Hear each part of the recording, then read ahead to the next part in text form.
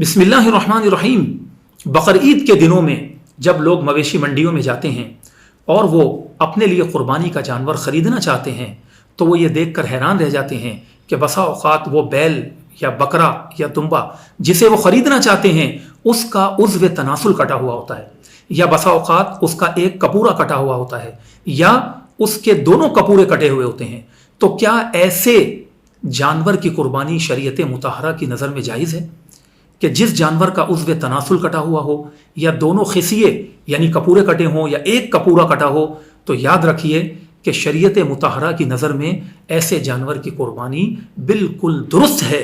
और ये जो आवाम में मशहूर है कि नहीं ऐसे जानवर की कुर्बानी नहीं हो सकती, तो ये कम इल्मी की बुनियाद पर है और उनकी ये बात बिल्कुल भी दुरुस्त नहीं है। और फुक़हा ने यह भी फरमाया कि खस्सी जो जानवर है इसकी कुर्बानी, क्योंकि इसका गोश्त बड़ा लजीज और उम्दा होता है, तो ये ज़्यादा अफजल है। हमारे नबी सल्लल्लाहु अलैहि वसल्लम की सीरत तय्यबा से और सुन्नत करीमा से बात साबित होती है कि हुजूर करीम अलैहिस्सलातु वस्सलाम ने अपनी हयात मुबारका में खस्सी जानवर की कुर्बानी की। और कई रिवायात में यह भी आया कि आक़ाए दो आलम सल्लल्लाहु अलैहि वसल्लम ने आंडू जानवर की भी कुर्बानी फरमाई है। लेकिन याद रखें कि ऐसा आंडू जानवर कि जिसके गोश्त में से बदबू आती हो क्योंकि वो बहुत ज्यादा पेशाब पी रहा हो, या बाज ऐसे जानवर होते हैं जिन्हें फुक़हा जलाला कहते हैं, यानी जो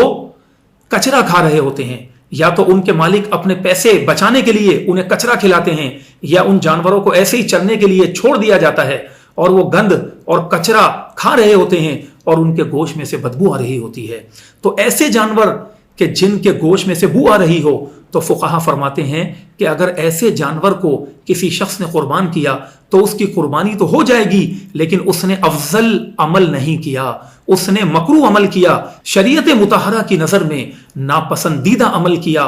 कि अगरचे वो जानवर तो हलाल है क्योंकि वो साफ ग़िज़ाएं भी खाता है, लेकिन क्योंकि उस जानवर के जिस्म से बदबू आ रही है, लिहाजा इसका हल यह है कि ऐसे जानवर को इतने दिन के लिए छोड़ दिया जाए कि उसके गोश्त में से वो बदबू खत्म हो जाए, तो फिर उसके बाद अगर उस जानवर को ज़िबा कर लिया जाएगा तो वो कराहत और नापसंदीदगी वाला अमल भी शरीयत की नज़र में ख़त्म हो जाएगा।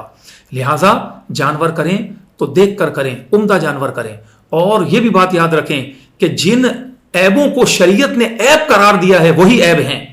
हम अपनी सोच और अपनी अकल से किसी जानवर को देखकर कि जी इसका उसे तनासुल कटा है या इसका कपूरा कटा हुआ है तो हम ये कह दें कि जी ये ऐब है, नहीं। जिस ऐब को शरीयत ने ऐब कहा वही ऐब मोतबर माना जाएगा, और जिस ऐब को शरीयत ने ऐब करार नहीं दिया तो उसे ऐब शुमार नहीं किया जाएगा। तो हम अपनी अकलों को चलाने के बजाय अपनी अकल को शरीयत मुतहरा के पाबंद कर दें और हम अपना सर शरीयत मुतहरा के सामने खम कर दें, तो इसी में हमारी नजात और बेहतरी है।